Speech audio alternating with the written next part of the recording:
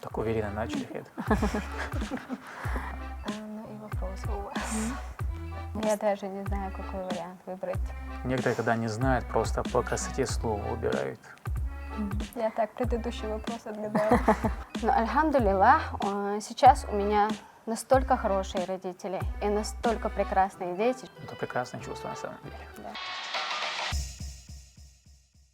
Индель, как вы пришли в профессию, объединяющую психологию и логопедию, дефектологию?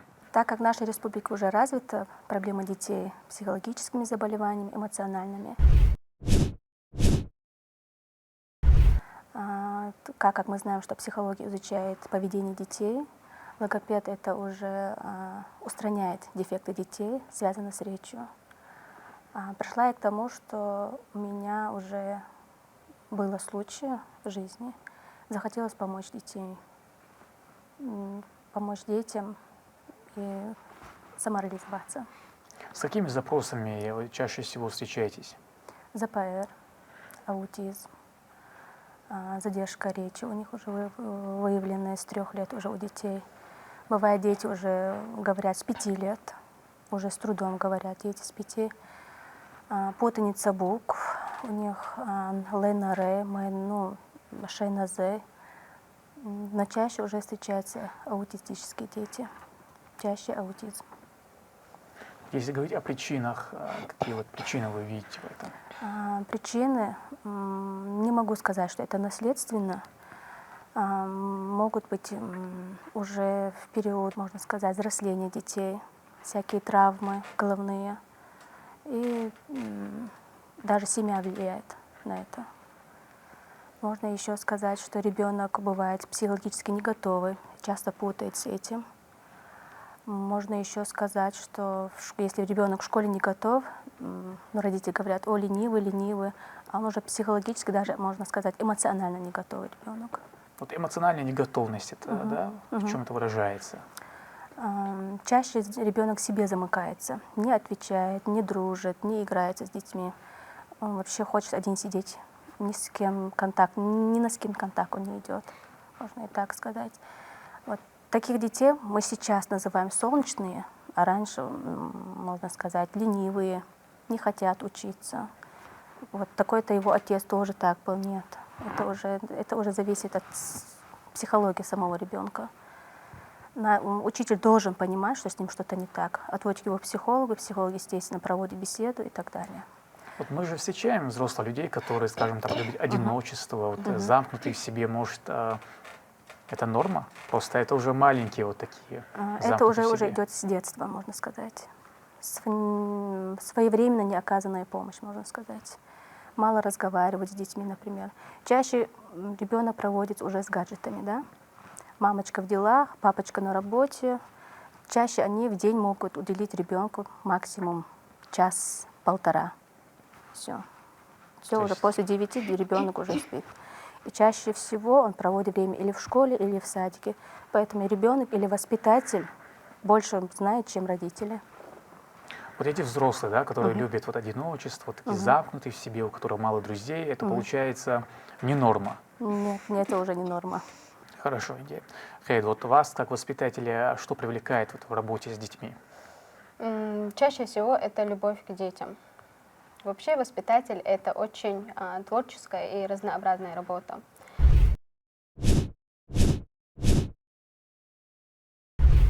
Мы там работаем не только воспитателями, мы там и психологи, и врачи, и друзья, и мамы, и папы, бабушки, дедушки. Мы им приходимся всем.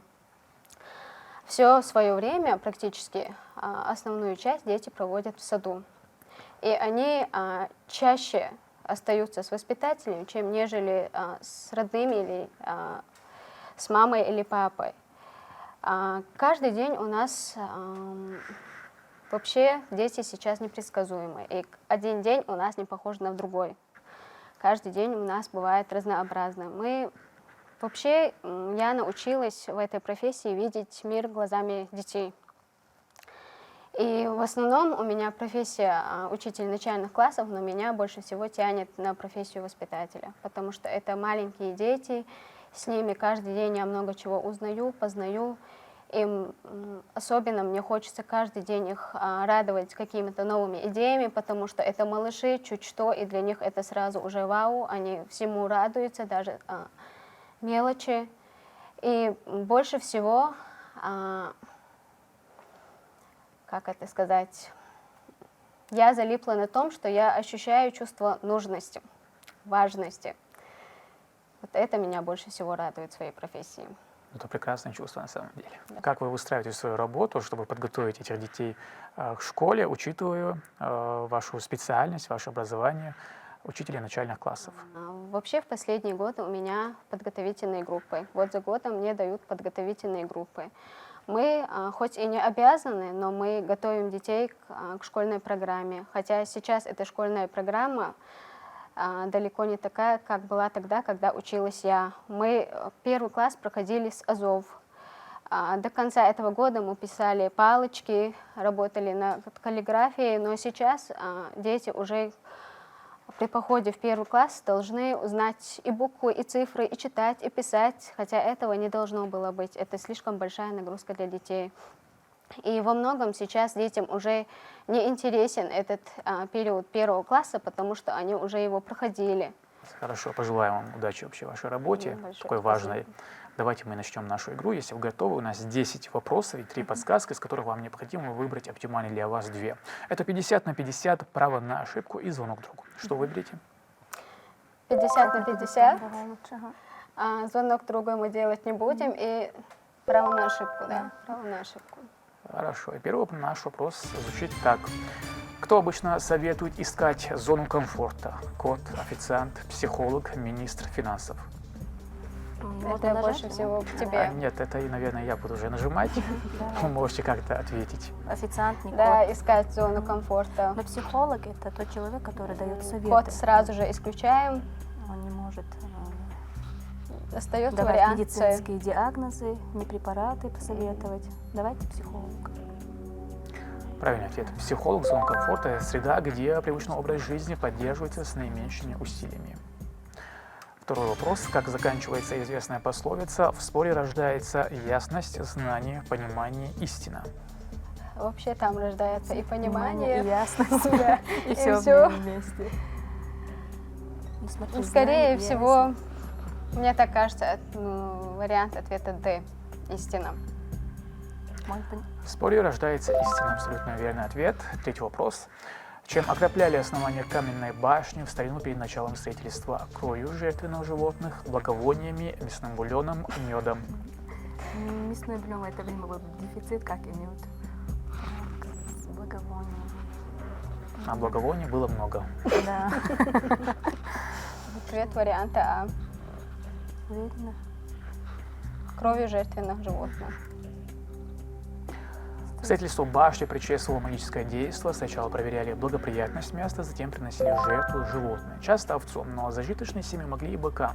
Кровью жертвенного животного укрепляли основания, произносили молитвы, и уважаемый сильный человек, обладавший, по мнению односельчан, счастливой рукой прикасался к вкладываемому в основание первому камню и благословлял начало работ. Не корова, а быка. Четвертый вопрос. Какова температура кипения воды по Цельсию? 50 градусов, 100, 150, 200 градусов.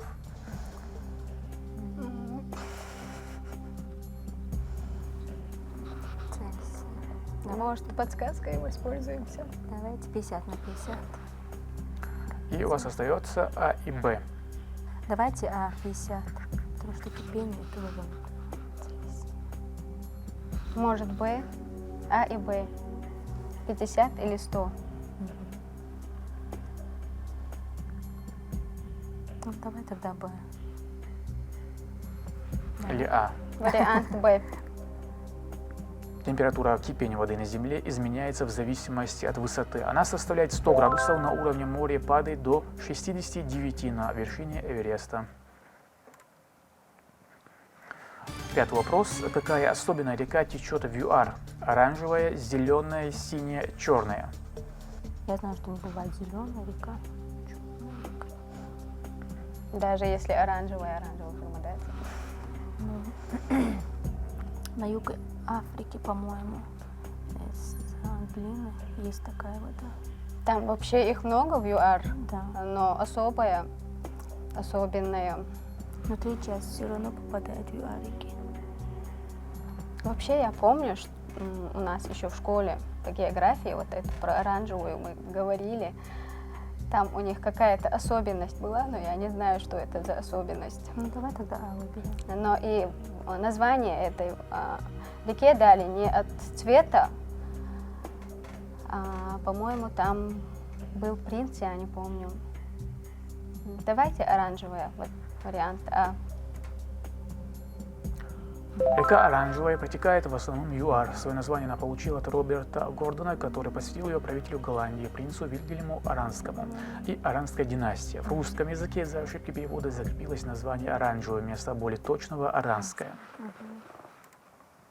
Знаете, кое-что. Да. Шестой вопрос. Кто из писателей первым побывал в крепости Грозная? Александр Грибоедов, Александр Бестужев, Лев Толстой, Михаил Лермонтов. То есть писатели. Первым точно не знаю. Лермонтов там был, Лев Толстой там был.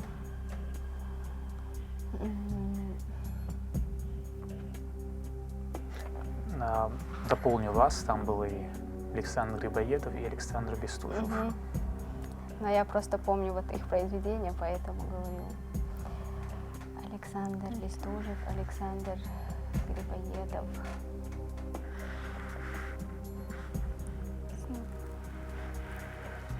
50/50 мы уже использовали. Остается у нас право на Первым ошибку. побывал. Ты как думаешь? Да я сейчас. Между А и Б, мне так кажется.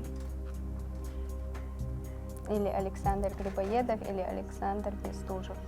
В 1880 году.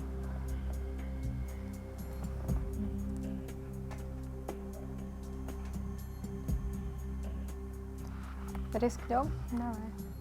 Что выбираем? Давай лучше. Б. Б. Да. Александр Бестужев. На что вы ориентировались? Мне больше всего по душе вариант А. Не Грибоедов? знаю почему.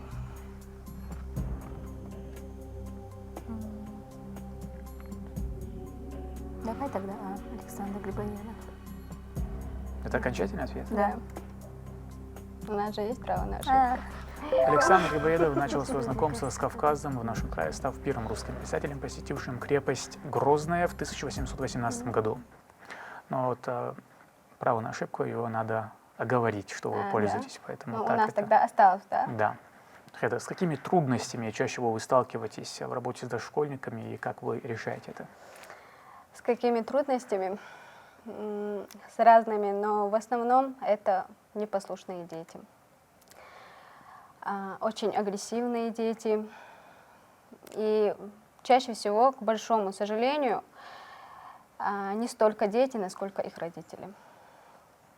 Сейчас молодым родителям трудно что донести, трудно что сказать, хотя я тоже сама являюсь молодым родителем, но так как я работаю в этой сфере, я это все прекрасно понимаю и знаю. Но в основном трудность заключается сейчас именно в непослушных детях.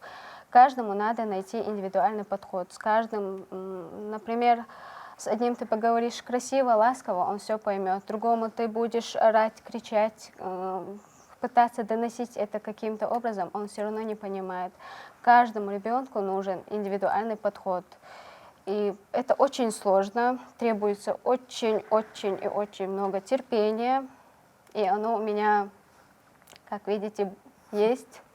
Я сама даже иногда удивляю себя.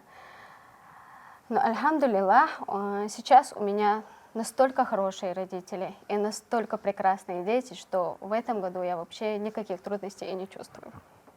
Машаллах, наверное. Это радует на самом деле. Индия, вот, насколько развита в нашем регионе культура своевременного обращения к специалистам по развитию и коррекции?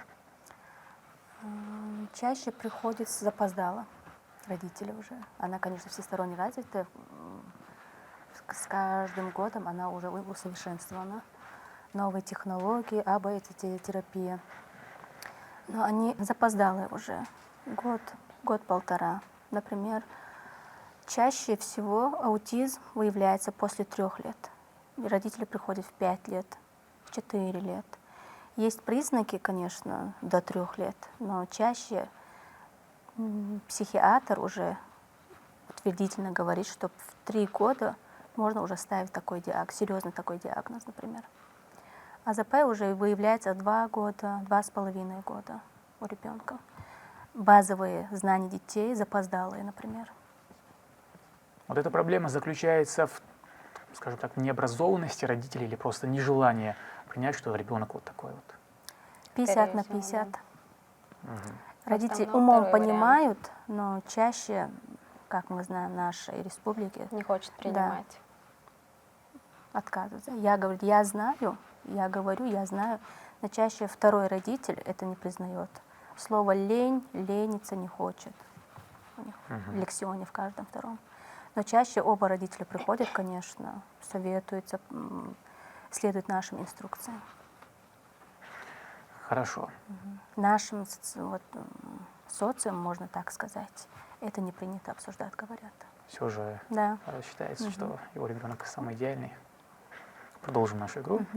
Седьмой вопрос. Первосоздатели бумаги — это осы, арабские мастера, египтяне, вороны. Но первые бумаги создали в Китае. Осы, ворона сразу исключаем. Египтяне, арабские мастера. Вороны Египте. вариант тоже не подходит. М? Вороны вариант же тоже не Я и такой говорю, вариант, А и да. Д исключаем. Вот египтяне, у них уже были свитки, например. Но свитки же они откуда-то взяли. Да. Вот вы сказали, что первая бумага была вот в Китае, да? Да. Первую бумагу А создали. откуда они вот эту технологию видели? Такой вот Вот до них, направляющий вопрос. Дошла тогда до них тоже. Но из тончайшей сначала бумагу как в основном делают? Размельчают, добавляют воду, чтобы она высохла хорошо, специальную форму.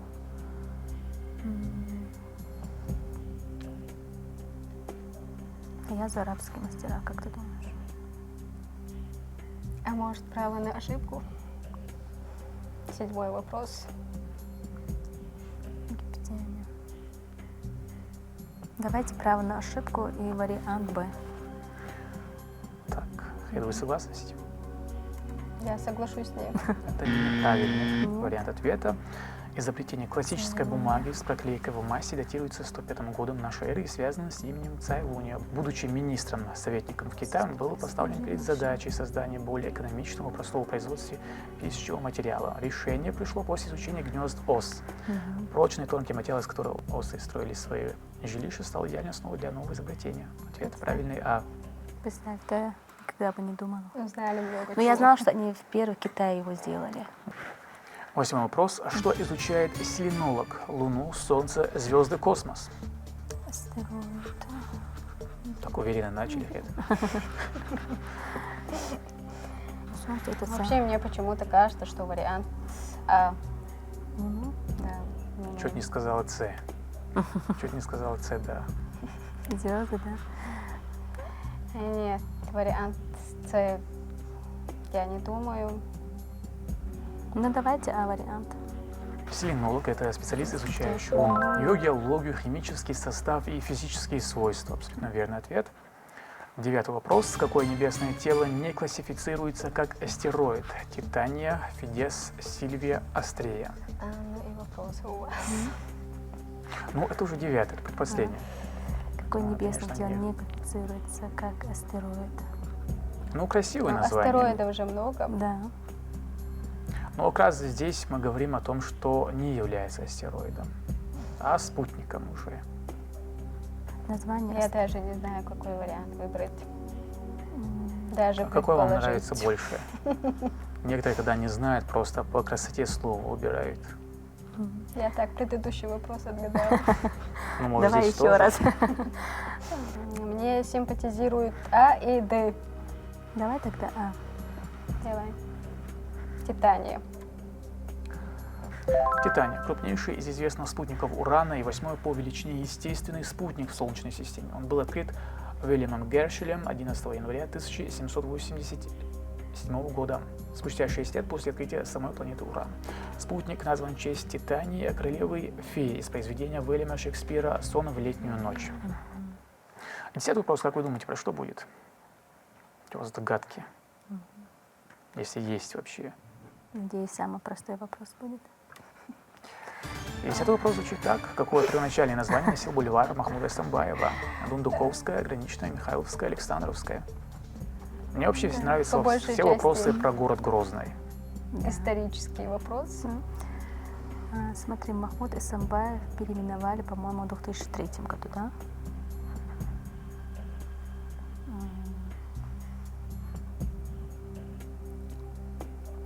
Дундуковская, Михайловская, Граничная, Александровская. Первоначальное название. В 1000. Я знаю, что он когда-то назывался советский бульвар период. Сталина. Да, в советский период. Тогда до Сталина еще он носил название.